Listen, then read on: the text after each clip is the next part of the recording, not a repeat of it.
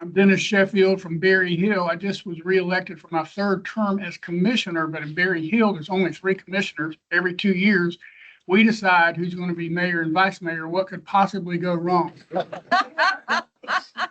So they reduced my sentence to vice mayor, and Miss Lou fixed this for me. The new mayor is Drew Rusnick. He's young. Good morning. My name is Nathan Zipper. I serve as the Chief Economic Development Officer at Williamson Inc. Williamson Inc. is Williamson County's Chamber of Commerce and Office of Economic Development, and I'm really glad to be here. I'm Rick Bell, I'm the mayor of Lebanon for the past 6 years. The first time I came here, we're actually on Zoom. That was back in 2020. And so I didn't learn much. But I do remember this.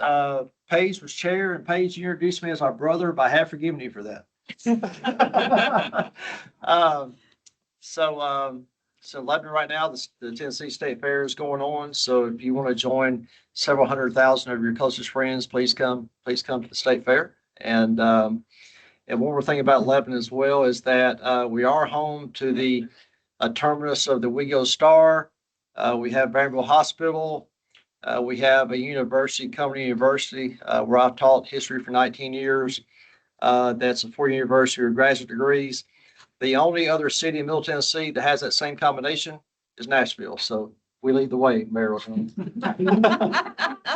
But thank you. And thank you to everyone who's you're leaving. It's been great getting to know everyone and working with you guys. And I know you do great work in your different communities, but all of us together do great work for this whole region. And that's what this is all about. So thank you. You left out official historian. I am also the city historian as well. So. Good morning, Corey Johns, serve as Executive Director of the Joint Economic and Community Development Board of Wilson County. I work for this guy and a few others, but serve as a Wilson County business representative. So we all stand on the shoulders of giants, and I'm just honored to be in the room with such esteemed individuals. Right. You already went. Oh, I'm already gone. My hands being well, disappointing that Mayor Anderson has left the room during my rebuttal. Freddie O'Connell, Mayor of Nashville and Davidson County. I wanted to let him know that we have actually decided to stop growing because I'm tired of hearing him complain he wants more. So we'll be working on sending all the growth his way. Well, I guess now it'll be your way. But this has really been, saw a photo go by of Mayor Dean, former Nashville mayor, who was around at the original formation of the Mayor's Caucus of Middle Tennessee. And Mayor Anderson was a part of that.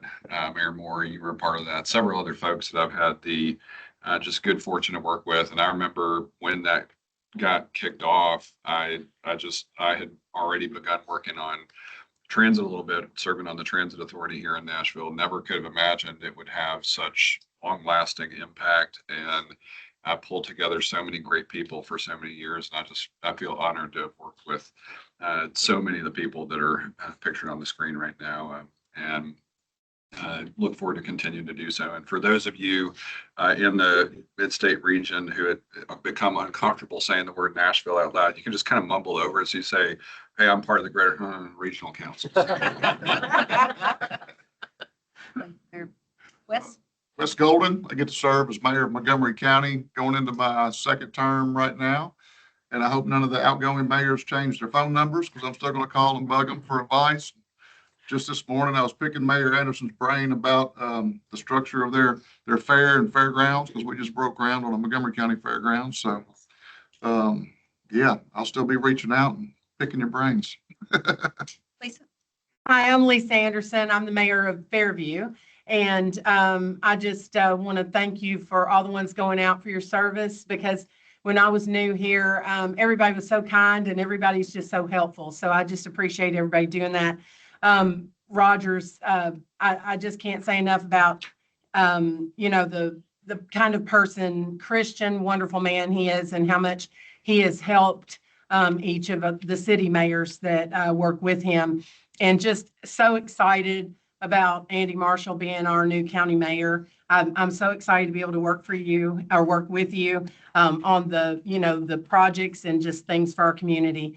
I have served on our planning commission in Fairview for 18 years and vice mayor for 2 years. And then I've been mayor for the past 4, running for reelection in November. So we'll see how that turns out. But I just, I love this group and look forward to, serving with you and just finding the good answers and solutions.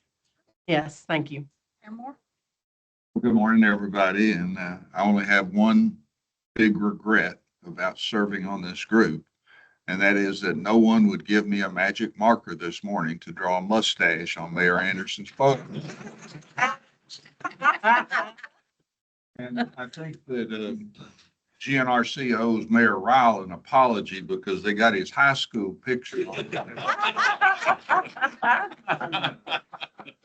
for the incoming new mayors, I often talk about the importance of all the alphabet soup meetings that we have. And the importance to me is that we're able to develop those relationships with each other. We're able to learn from each other and also able to share knowledge with each other. So the camaraderie that comes out of this is immense. I can't not say something about Mayor Vogel. He's been an inspiration to us as he's battled through some health issues. And I would ask that everybody keep him in your prayers moving forward. We're losing a lot of institutional knowledge. Wow. Just the experience, 24 years for Mayor Anderson. I don't know how many total years of institutional knowledge we're talking about. But I think we also have to look at it's a transition time for us. And there's a lot of new energy and ideas that are coming in, and we need to harness those as we move forward. So congratulations to the newbies, congratulations to the outgoing, and thanks for the opportunity. Absolutely. Anyone else? Well, we look forward to the meetings to come. I ask that you stay involved. These meetings are so important for the individuals in which you represent. And we will do anything we can to help make you successful as well as to better serve your constituents. So I look forward to working with all of you. And Mary, just, I'll have more to say under the staff report, but just on behalf of staff, I know Steve Bland is here as well, who is also really important to you all regionally at the RTA. I just want to say how much we appreciate the service of the outgoing mayors. We have a really close working relationships that have developed into personal relationships and friendships with those mayors. And, I've been working with Mayor Anderson since 2007. He's really my connection to a lot of the work that we've done over the last couple of decades. And I'm grappling with the reality that he won't be sitting across the table from me at these meetings. But as Mayor Moore mentioned, really excited to get to know the new mayors. And I know you have a lot of vision, and you'll communicate that vision to us so that we can do our part to helping you get that implemented. Steve, if you're here, anything you want to say on behalf of the RTA board? Just really quickly, first of all, appreciate the invitation from Michael, Mayor Reed, to attend another letter in the alphabet soup that Mayor alluded to. I want to give my personal thanks to the outgoing mayors who served on the RTA board. When I came here a dozen years ago, I came from a couple of regions that weren't really known. It was more regional competition. So I was a bit nervous going to the RTA role and how that would work. But through the course of the years, I've had the opportunity to visit with each of our member mayors in their communities. And what has really struck me about this group over the years is deep pride in your homes, whether that was Mayor Anderson showing me around Williamson County, Mayor Ryle around Dixon, but also a deep appreciation for the region and how we grow better when we grow together. So for the new mayors, you may or may not know whether you are on the RTA board or not. Some of the outgoing mayors may have been reluctant to tell you just so you would run for the office. But we will be in touch to get you oriented in the coming weeks and months. And as Michael and Michelle said, we look forward to working with each and every one of you, and we're always available for any questions you might have. So appreciate you all. Okay, nothing else, then we'll move on to item B, which is our Arts Build Community Subgrants Awards, and Ashley Opal.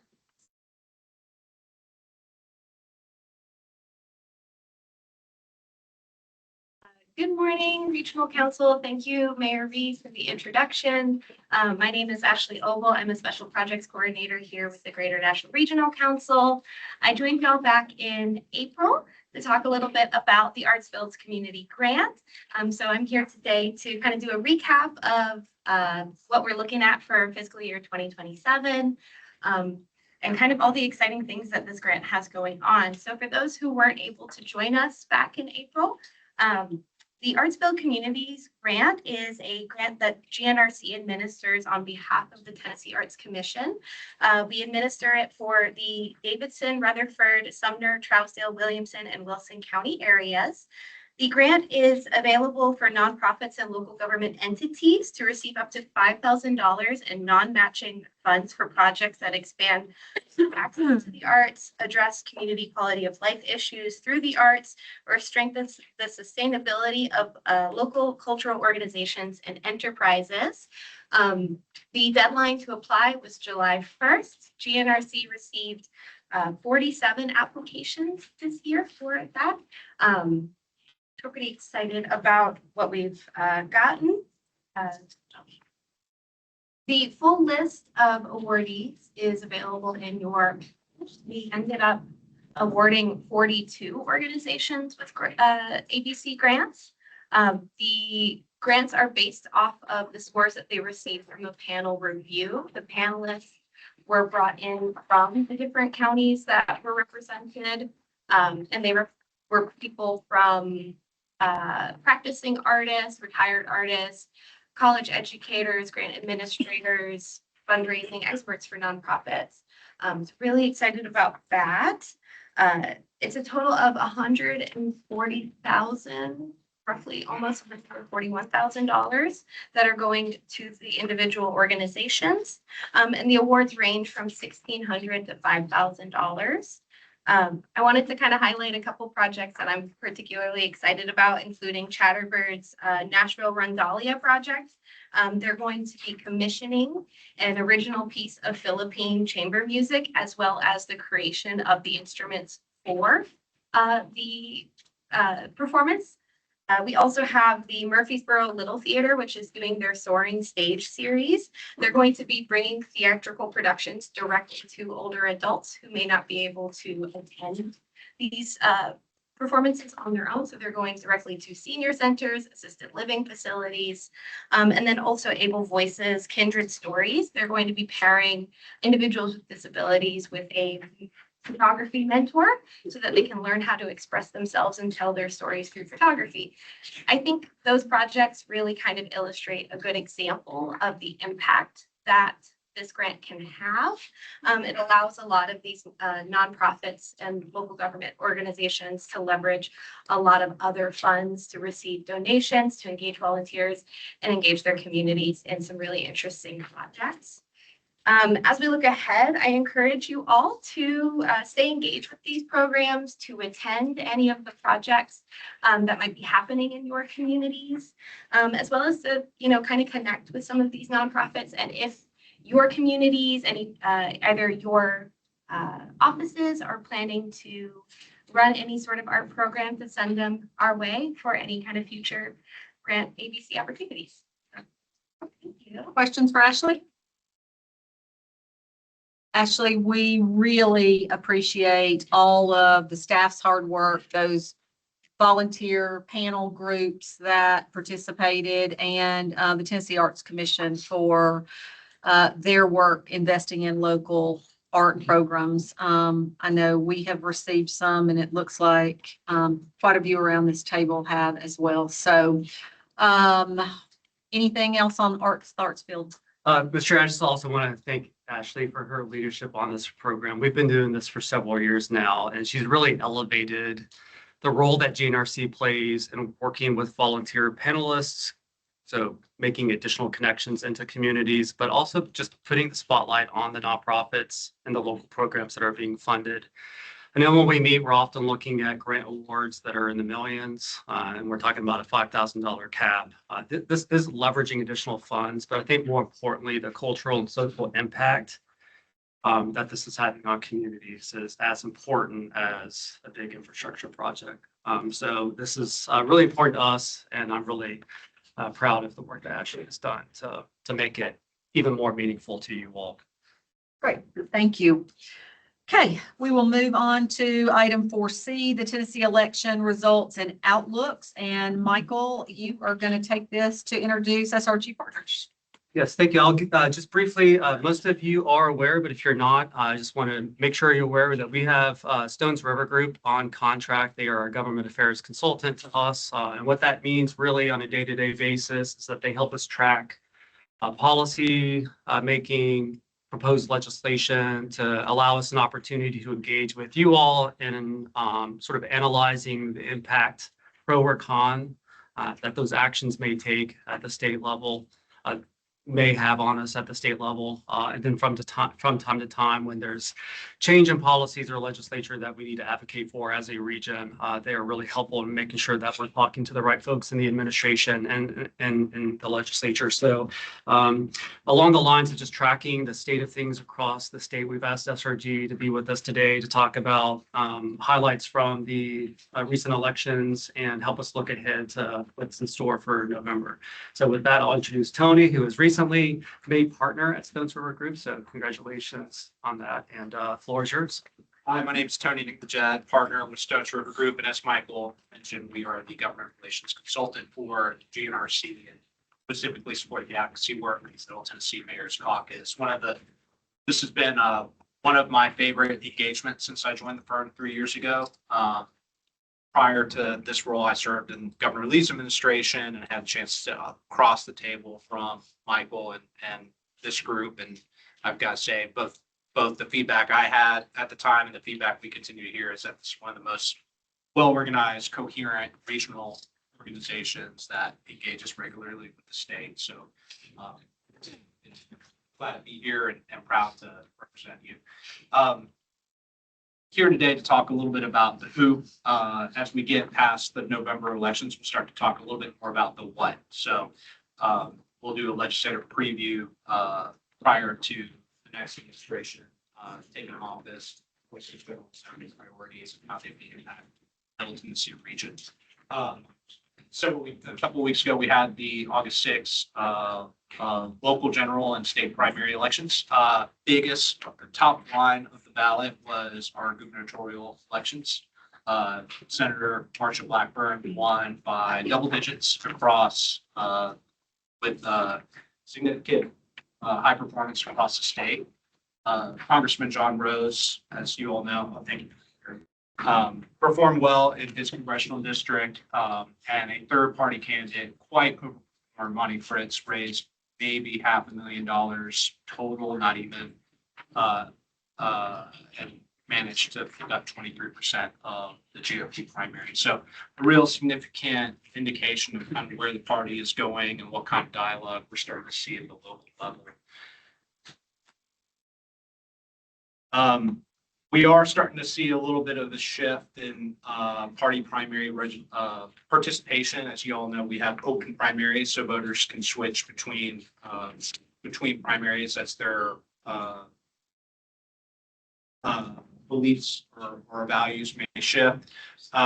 In some areas of the state, we are starting to see pronounced increase, particularly in the western part of the GNRC region, a pronounced increase in Republican participation, while the middle, the center of GNRC is starting to shift more to pick up more Democratic Party participation.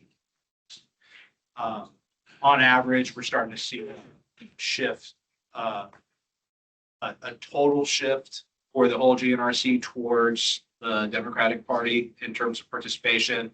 That's driven primarily, I think, by some of the shifts we're seeing in Davidson County and Rutherford County.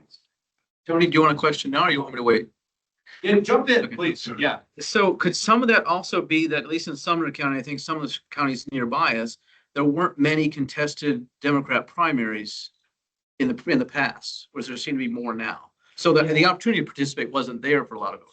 You are, this is something I'm going to address later, but I do think we are starting to see in years past, less organization, as you mentioned, and now we're starting to see more candidates step up and actually work for those seats. And that's driving up some of that participation rate. But that is a statewide and part of national phenomenon that we're starting to see as we've moved into the midterm setting of the second Trump administration. So for many voters, this was the first time they got to know their new congressional district. And so a lot of these districts touch the GNRC region. So for a refresher, we've put maps on here. The biggest upset of the night, or the biggest upset of the night was Charlie Hatcher defeating Representative Andy Ogles in the primary for the 5th congressional seat, which now stretches from Memphis into Murray County. He will be facing Chaz Mulder, Mayor Chaz Mulder from Columbia, who was here earlier in the general election.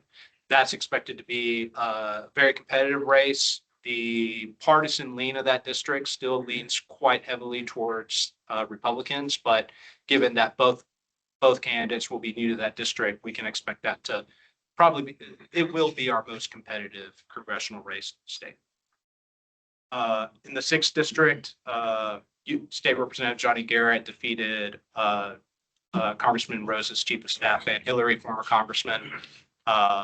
That general election is not expected to be competitive, as is U.S. House 9, where State Senator Brent Taylor won the Republican nomination. Justin Pearson, a prolific fundraiser and a member of the state house with a very high national profile. However, that district has been drawn in such a way that it will be very difficult for a member of the Democratic Party to win that seat. A few state house primaries to note. A few incumbents had close races.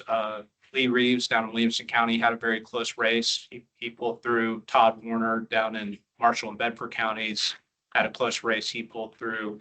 And then in Dixon County, Perry Keenan won a very competitive open seat race against John Llewellyn. In Sumner County, we know this race was quite competitive. I think having the 3 candidates helped clear a path for Brian Stewart to win that seat. He ran a very good campaign. I heard a lot of really positive things about the race he ran. And here in Nashville, in House District 59, the Democratic primary was very hotly contested with former Department of Safety, State Highway Patrolman Mark Proctor coming through at the end by really less than 100 votes. That district is currently held by a member of the Democratic Party, expected to stay in Democratic Party control, although it's close enough that you could see a competitive race in non-midterm years. As we've discussed quite a bit today, we do have quite a bit of turnover at the county and local city level in mayoral leadership. Real opportunity for transition and for the region, and one we're very excited to work with the new administrations on. Voter turnout. What we see in Tennessee is typically voter turnout increasing in presidential election years. Turnout was higher than expected in a lot of our smaller counties. As you move down towards the more populous counties, in Davidson County, as an oversight, it's not listed here. Non-certified number, they were around 19% as well. The more populous counties, voter turnout, voter participation still remains quite low. Explanations for that vary. I think one explanation could be a lot of these are more urban areas. You're starting to see a lot of transplantation and migration from other states, and those individuals are a little bit slower to register register and get politically engaged. But there's also something to be said for smaller communities having more opportunities for personal engagement that drives individuals to the polls. As Mayor Cleary pointed out, we did see across the state much more organization at the local level for contesting of seats by members of the Democratic Party. Historically, the Democratic Party has not been quite as aggressive in pursuing those seats, and that has paid off for them. So in Knox County, which was a race that a seat that is quite comfortably has a quite comfortable partisan lean towards Republicans. We saw that race come pretty close between the new mayor, Betsy Henderson, and her opponent, with just a 2% margin there. In Washington County and Upper East Tennessee, we saw 3 county commission seats flip, which from a county commission that was nearly all Republican before. And in Hamilton County, we saw Mayor Weston Waugh face have a very long night counting votes as his rival on the Democratic side brought that to a very close contest. So same trends here, gains on the county commissions. I think we can expect that to continue to encourage more investment in the Democratic Party here in Tennessee, and we'll start to see that build over the next several years. Part of that success, I think, is driven by traditional midterm election politics. The gravitational pull of midterm elections is that the presidential party in power is always losing seats. They're always losing ground. They're always playing defense. No reason to see an exception to that here, even in Tennessee.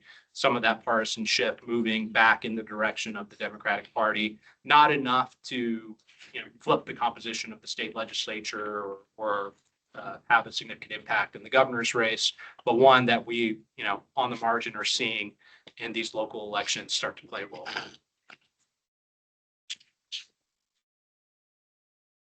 So looking ahead to November, we will have the 2 statewide elections, the gubernatorial race and the Senate race. Both of these, the Republican candidate starts out as a very strong favorite. I think you're going to have to see a real significant change in the national environment, plus significant changes in the state environment for that to change.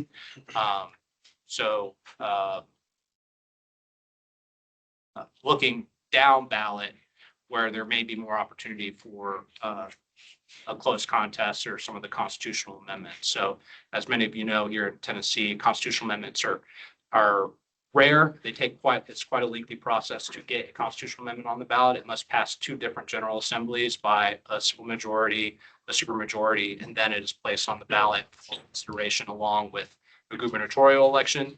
We do have 3 this year.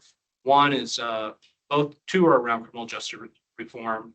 1 and 3. The first one is would remove the constitutional right to bail in certain offenses when an individual is accused of a serious felony and there is a finding of some level of proof. That's one where sometimes the wording of the ballot question makes a big difference. The organization of the campaign makes a significant difference. At this point, we're not seeing huge organization against that, but we are starting to hear in legal circles some opposition forming. This was one that was passed as a response to legislative criticism of various district attorneys across the state. Marcy's Law, Amendment 3, skipping over number 2, is a national victims' rights organization.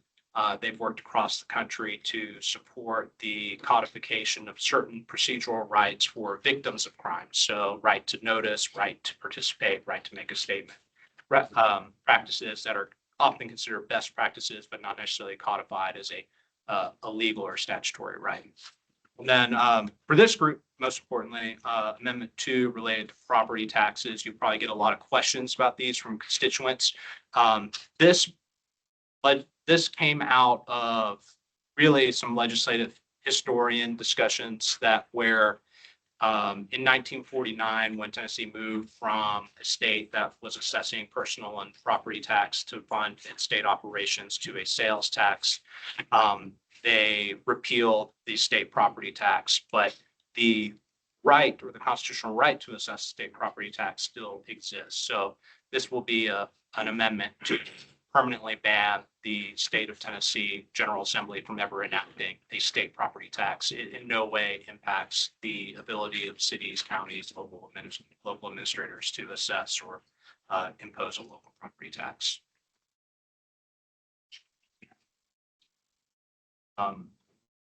That's it for my presentation. I'll pause for questions. Yeah, I've got a question. I'm curious of what the issues were that were driving some of these elections where we saw a shift to some elected Democrats. And Yeah. I'm not trying to make it Republican. You know- Democrat. I'm just trying to understand what the issues were that think that. You know, I think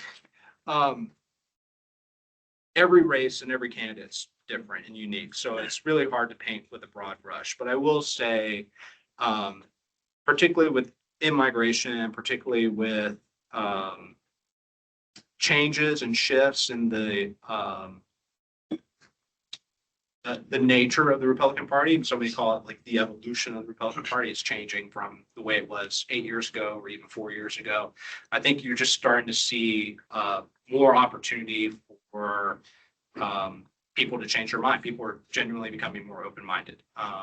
Frustration amongst Republican or independents, nationally speaking, independent-minded voters or voters who self-identify as independent are very unhappy with the current administration. And that's something that you're going to see play into the U.S. Senate and U.S. House races where the fight for control for Congress is going to be fierce.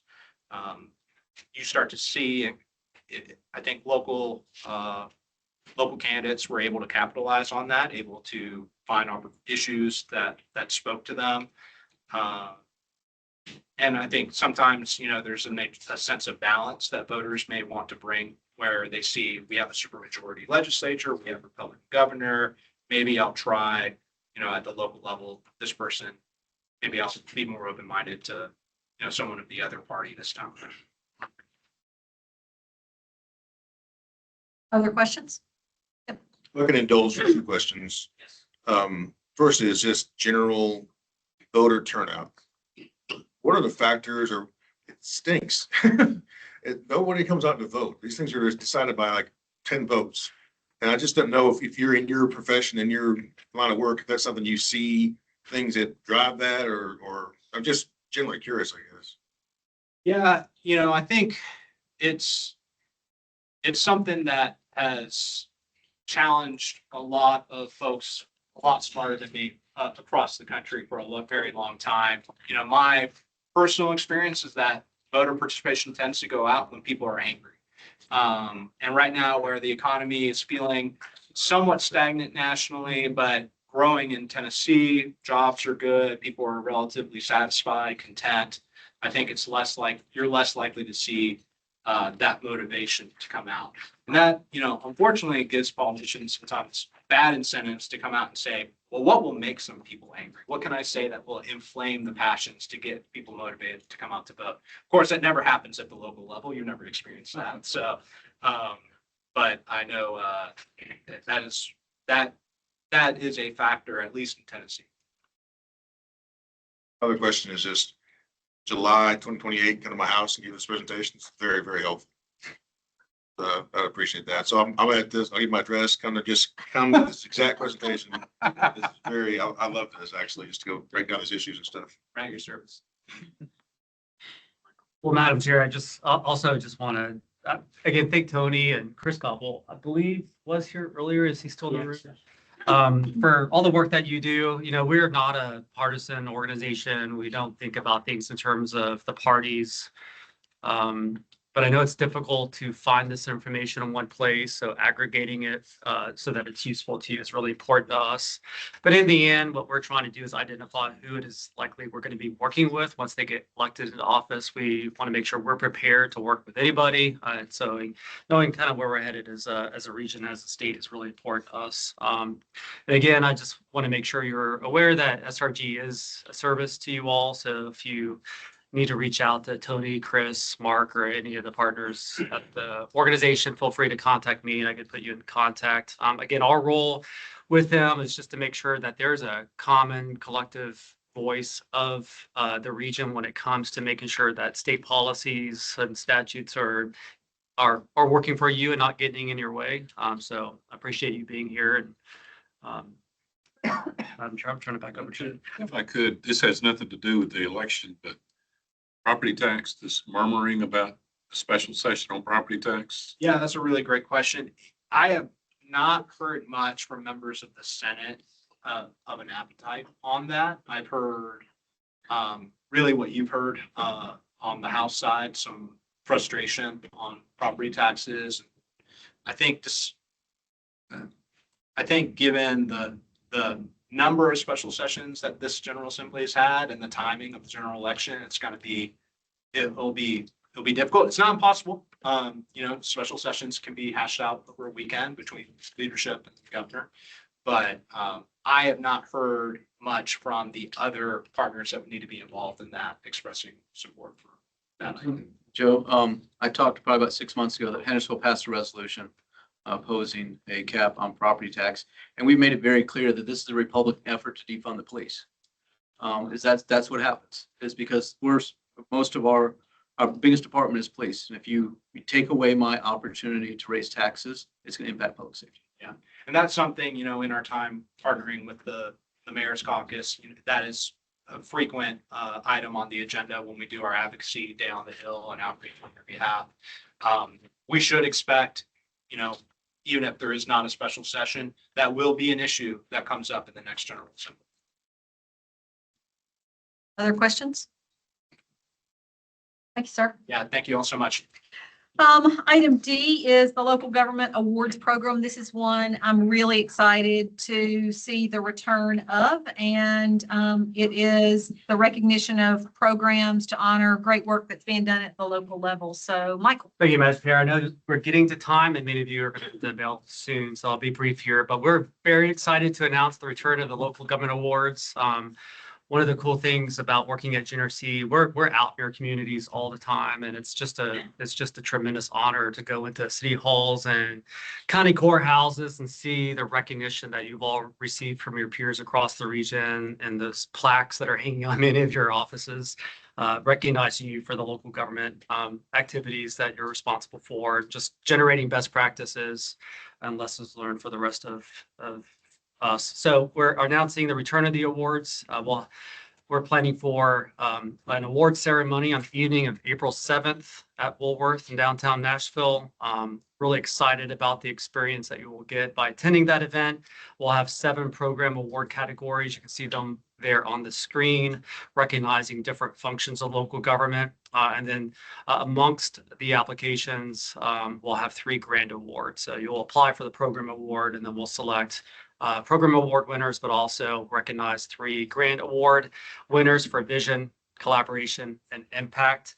A little bit about the timeline ahead of us. We wanted to make sure folks had enough time to really think about how they wanted to present their projects to us. We also wanted to engage community partners from the nonprofit sector, subject matter experts, and the evaluation. Not so much for the judging itself, but again, to make sure that we're increasing the level of awareness about the work that you all are doing across the region. So applications will be available at gnrc.org/awards. And if you go to that URL now, you'll see the information that I'm presenting to you this morning. You'll be able to download or begin submitting your applications on September 1st. They will be due October 31st. So again, you have some time to put some thought into what you're submitting.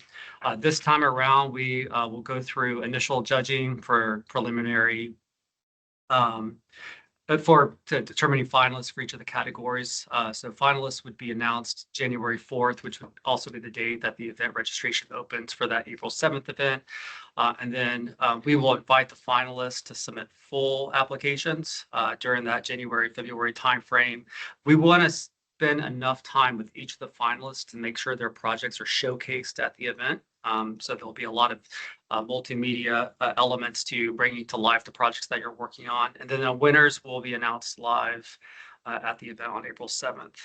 So again, September 1st is that first milestone that you want to be on the lookout for. October 31st is applications due, and then April 7th is the event.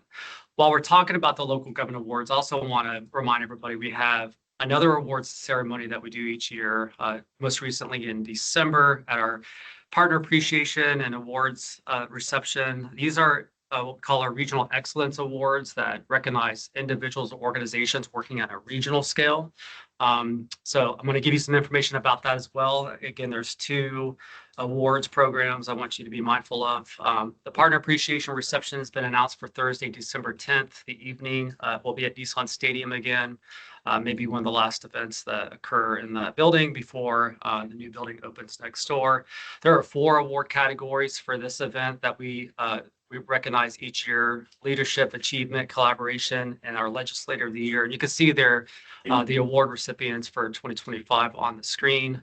And then from time to time, we induct a new member into our Hall of Fame. That's called the Pillar of the Region Award. And there may be somebody that was sitting around this table earlier today that would be well in line for that recognition. So be thinking about who you want to nominate for these awards as well. The applications for this will also open on September 1st, but will otherwise have a slightly different timeline for submissions. But all of this is available at gnrc.org/awards. Invite you to participate in the recognition of your peers across the region. I'm really looking forward to that. And I really appreciate the hard work that staff has put in on this and getting it. And if I could name names, so Pete Westerholm and Michelle Lacewell have been really the ones reimagining the local government awards. Great. We look forward to that. Please make sure you put that on your calendar. We'll move on to chair's report. I will make mine very quick and appreciate you taking the time to participate today. Our board of directors did meet on August the 11th. We reviewed our organizational policies to make sure we were in compliance with the state and federal laws and our contractual requirements. We also discussed new strategies to onboard new members. I don't know that we've had this many new members at once in a while. And so we wanted to make sure that what that onboarding process was going to look like, but also to make sure that existing members stay involved and engaged. We also talked about strategies for member dues and making sure people see the importance of the member dues. And I think education is going to be a great way to do that. But we also are beginning to look at putting a policy in place if someone doesn't pay their dues. And our dues account for about 3% of the total budget, but I don't know if you all realize how critical these dues are for providing the non-federal matching dollars to leverage that $25 million plus annual budget that supports so many of our local communities. So just know that we're talking about that and we'll be bringing that before our board.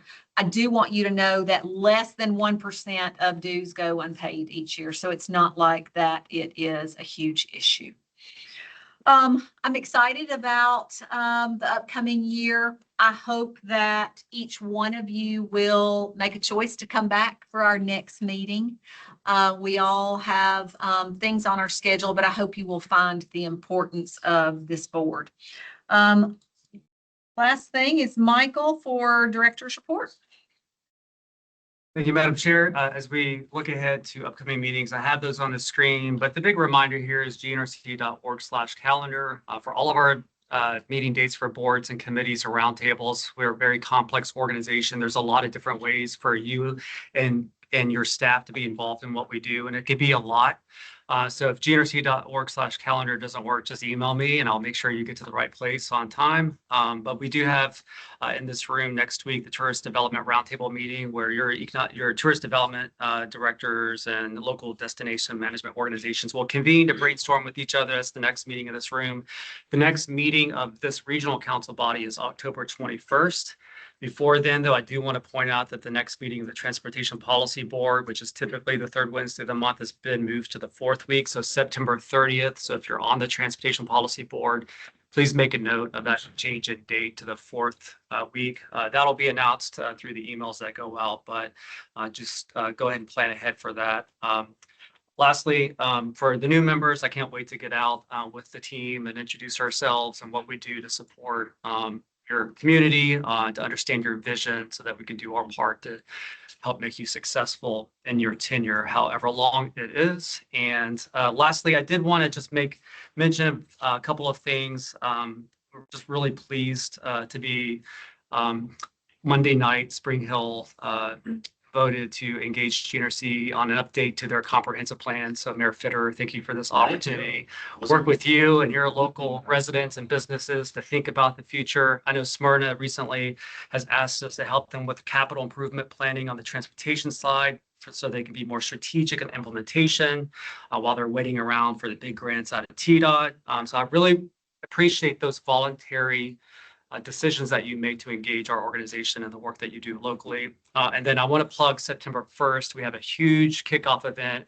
Mayor Pitts, Mayor Golden, and Fort Campbell and Kentucky communities are going to be working together for the next year to figure out how to support continued base operations in a context that is rapidly changing. So GNRC has the privilege of being able to facilitate conversations between the community and the Department of Defense to that end. We're going to have a big kickoff event at the Wings of Liberty Museum, which is a brand new facility, amazing facility. It's going to be great. They're going to be on a panel discussion. If you're interested in that, we'll make sure you get that information. I think with that, Madam Chair, I'll conclude our report. Perfect. Other business. I want to end with one thing. I want to give everybody an opportunity if they have a shout out for their community of anything really positive that has gone on. There has to be one or two things. Yeah, I'll bring one up. I was traveling during the storms a couple weeks ago, and then, Thompson Station got affected very hard. My public works team was out at 9 o'clock. They worked all night, came back at 5 in the morning. And I can't say enough about them. Ice storm, whatever, they get whatever they want. So, I mean, it's just, I can't say enough about the unsung heroes of a municipality as the public works guys. Anything else? Anybody else have a shout out? Yep. City of Portland, Portland Chamber of Commerce just won Chamber of the Year. So wanted to shout out. Nice. Great. They do a great job. Yep. Jack. We have a grand opening for our TCAT expansion end of this month on a Saturday. It's like a $36 million expansion. Very proud of it. Great. Coming up. Anybody else? A few weeks ago, we just opened Sam's Club. It's the largest Sam's Club in the country. Oh, I'm sure my mother will be over there. She visits them all. I need to come pick her up and bring her. There you go. Berry Hill will be hopefully breaking ground the first year on what will be the #1 orchestral scoring stage for film and gaming in the world. It will have global implications for our state, for Davidson County, Nashville, and Berry Hill, thanks to Metro government for help. We've got to move some utilities and stuff, but we are thrilled. Great. Anything else, Paige? We did something in Gallatin. I should take the credit. Our chamber did in Gallatin last week, something that they started last year, but I wasn't able to attend, but I was able to attend this year. And they had a pep rally in our downtown region of all 3 of our local high schools. And it was quite amazing, actually. We were thoroughly impressed with the behavior, not just the behavior, but the politeness of the kids, the encouragement of one school to another. They were interactive. It was really a neat thing with lots of vendors. And I've not heard of that being done somewhere else, but it was done in Gallatin, and they did a great job with it. Our Gallatin Chamber organized it. Great. Did I see some else? Just on Friday, we announced our next $100 million capital investment, thanks to Choose How You Move, which is our dedicated funding for transportation and infrastructure program. And it is going into sidewalks, additional transit service, and transit centers. And then we've got more than 100 traffic signals that are being upgraded with fiber-ready network connected to our traffic management center. So big investment that should serve the region. Anybody else? We've got Yes. a park and ride for the Titans game, and we have a park and ride that's in the middle of Cool Springs now. Nice. We have something that's been open long enough now, we can call it successful. It was some outside the box thinking where the city and the county had some land out in the industrial park where we noticed the need for childcare. So we did an RFP on land that we owned, abated the taxes, extended hours, have a discount for industrial park employees, and opened up about 900 spots in our childcare. So That's huge. It's great. Bob? Just one thing that when you make these comments, you're preaching to the choir, but in general, especially the last 16 years, you always hear the negative about government employees and what government employees don't do. But our communities come to appreciate the fact that when we seldom have to close offices, and building on what Mayor Stover said, we close administrative offices in bad weather, and of course you get a rap for that. But what we remind everyone when that happens, 70% of Dixon County government still at work. Fire, ambulance, police, maintenance, several administrative people, and I'm just proud of the work they've done in Dixon County, and I know you all feel the same way. And the good news is, I think our citizens get that now. There's people putting themselves in harm's way to keep them safe, even when the courthouse is closed. And I'm most proud of that over the last 16 years. Great. Anybody else? Yes, sir. Riding on the coattails of what's already happening in Williamson County, but I saw two stories this past week on the Williamson County Animal Center where partnerships between public and private, where one dog was taken and was trained, fully trained, all the way through FEMA and donated to Nashville Rescue out of our facility, and another one donated to SRO, a school resource officer that is a companion pet for the school, but also drug sniff and bomb sniff. Right. Yeah. Anything else? Yes, sir. Just to lay out I think folks can't find things at the Sam's. They can drive down a little further to the new Buc-ee's. There you go. All the gas and all of that, like that opens up hopefully by the end of the year. Great. A couple of years ago, March 24, Mayor Bell joined Mayor Hutto and Commissioner McWhorter in announcing Bridgetown Natural Foods in Lebanon. They produce the granola base for 5 of the 8 top selling granola products in the country. So you may have just seen they recently announced an expansion which basically double the size of their operation. But your takeaway is that the FDA requires that these products have labels so that there are recalls or things like that. So if you look at that it's usually a blue square if you're a granola person. If you see BM, that was made in Middle Tennessee, and you can support local by purchasing that product. Yes.